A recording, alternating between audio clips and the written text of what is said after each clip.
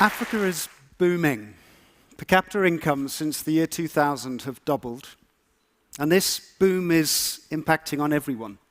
Life expectancy has increased by 1 year every 3 years for the last decade. That means if an African child is born today rather than 3 days ago, they will get an extra day of life at the end of their lifespan. It's that quick. And HIV infection rates are down 27%. 600,000 less people a year are getting HIV in sub-Saharan Africa. The battle against malaria is being won, with deaths from malaria down 27%, according to the latest World Bank data, and malaria nets actually are playing a role in that. This shouldn't surprise us, because actually everybody grows. If you go back to Imperial Rome in the year 1 AD, there was admittedly about 1,800 years where there wasn't an awful lot of growth. But then the people that the Romans would have called Scottish barbarians, my ancestors, were actually part of the Industrial Revolution. In the 19th century, growth began to accelerate. And you saw that get quicker and quicker. And it's been impacting everyone. It doesn't matter if this is the jungles of Singapore or the tundra of northern Finland. Everybody gets involved. It's just a matter of when the inevitable happens. Among the reasons I think it's happening right now is the quality of the leadership across Africa. I think most of us would agree that in the 1990s, the greatest politician in the world was African. But I'm meeting brilliant people across the continent the entire time. And they're doing the reforms which have transformed the economic situation for their countries. And the West is engaging with that. The West has given debt forgiveness programs which have halved sub-Saharan debt from about 70% of GDP down to about 40%. At the same time, our debt level's gone up to 120, and we're all feeling slightly miserable as a result. Politics gets weaker when debt's high. When public sector debt is low, governments don't have to choose between investing in education and health and paying interest on that debt you owe. It's not just the public sector which is looking so good, the private sector as well. Again, in the West, we have private sector debt of 200% of GDP in Spain, the UK, and the US. It's an awful lot of debt. Africa, many African countries, are sitting at 10 to 30% of GDP. If there's any continent that can do what China's done, China's at about 130% of GDP on that chart. If anyone can do what China's done in the next 30 years, or last 30, it'll be Africa in the next 30. So they've got great government finances, great private sector debt. Does anyone recognize this? In fact, they do. Foreign direct investment has poured into Africa in the last 15 years. Back in the 70s, no one touched the continent with a barge pole. And this investment is actually Western-led. We hear a lot about China, and they do lend a lot of money. But 60% of the FDI in the last couple of years has come from Europe, America, Australia, Canada. 10% has come from India. And they're investing in energy. Africa produces 10 million barrels a day of oil now. It's the same as Saudi Arabia or Russia. And they're investing in telecoms, shopping malls. And this very encouraging story, I think, is partly demographic-led, and it's not just about African demographics.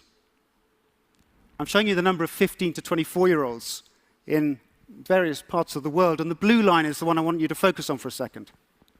10 years ago, say you're Foxconn, setting up an iPhone factory by chance. You might choose China, which is the bulk of that East Asian blue line, but there's 200 million young people, and every year until 2010, that's getting bigger. Which means you can have new guys knocking on the door saying, give us a job. And I don't need a big pay rise, just please give me a job. Now that's completely changed now. This decade, we're going to see a 20 to 30% fall in the number of 15 to 24-year-olds in China. So where do you set up your new factory? You look at South Asia, and people are. They're looking at Pakistan and Bangladesh, and they're also looking at Africa. And they're looking at Africa because that yellow line is showing you that the number of young Africans is going to continue to get bigger decade after decade after decade, out to 2050. Now, there's a problem with lots of young people coming into any market, particularly when they're young men, a bit dangerous sometimes. I think one of the crucial factors is how educated is that demographic. If you look at the red line here, what you're going to see is that in 1975, just 9% of kids in secondary school education in sub-Saharan Africa. Would you set up a factory in sub-Sahara in the mid-1970s? Nobody else did. They chose instead Turkey and Mexico to set up the textiles factories because their education levels were 25 to 30%. Today, sub-Sahara is at the levels that Turkey and Mexico were at in 1975. They will get the textiles jobs that will take people out of rural poverty and put them onto the road to industrialization and wealth. So, what's Africa looking like today? This is how I look at Africa. It's a bit odd because I'm an economist. Each little box is about $1 billion, and you see that I pay an awful lot of attention to Nigeria, sitting there in the middle. South Africa is playing a role. But when I'm thinking about the future, I'm actually most interested in Central, Western, and Southern Africa. If I look at Africa by population, East Africa stands out as so much potential. And I'm showing you something else with these maps. I'm showing you democracy versus autocracy. Fragile democracies is the beige color. Strong democracies are the orange color. And what you'll see here is that most Africans are now living in democracies. Why does that matter?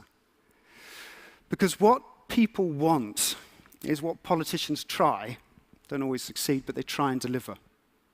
And what you've got is a reinforcing positive circle going on. In Ghana, in the elections in December 2012, the battle between the two candidates was over education.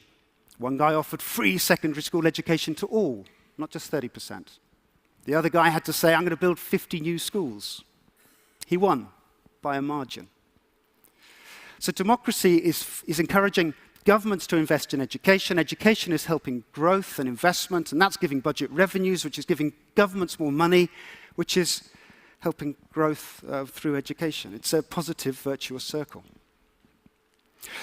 But I get asked this question, and this particular question makes me quite sad.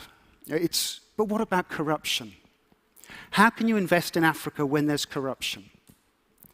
And what makes me sad about it is that this graph here is showing you that the biggest correlation with corruption is wealth. When you're poor, corruption is not your biggest priority.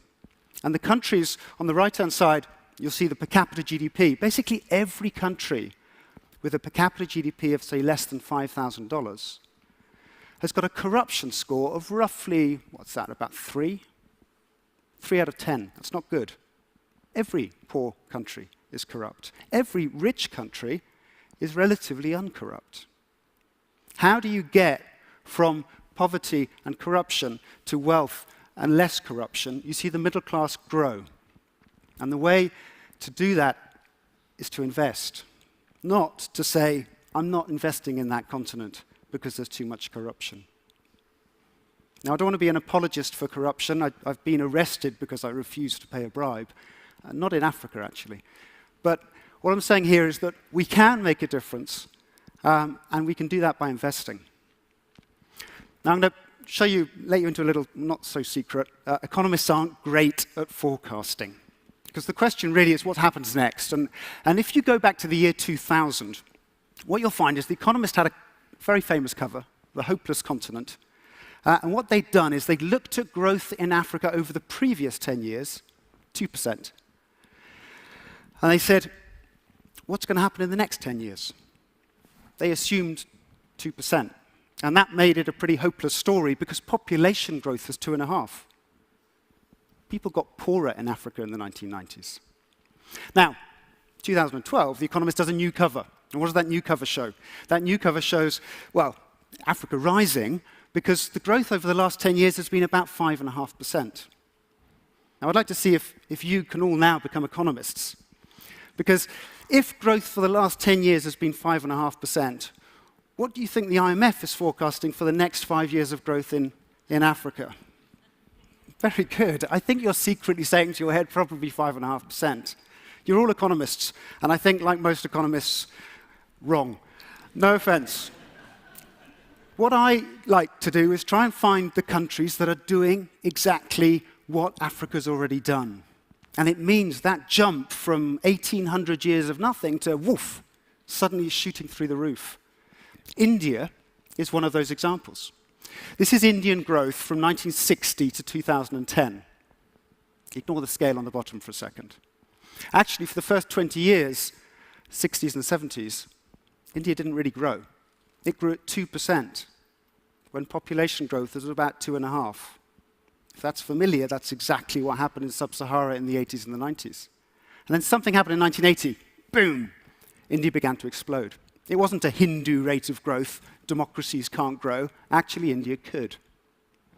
And if I lay Sub-Saharan growth on top of the Indian growth story, it's remarkably similar.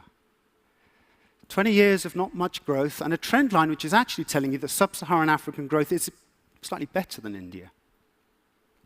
And if I then lay developing Asia on top of this, I'm saying India's 20 years ahead of Africa.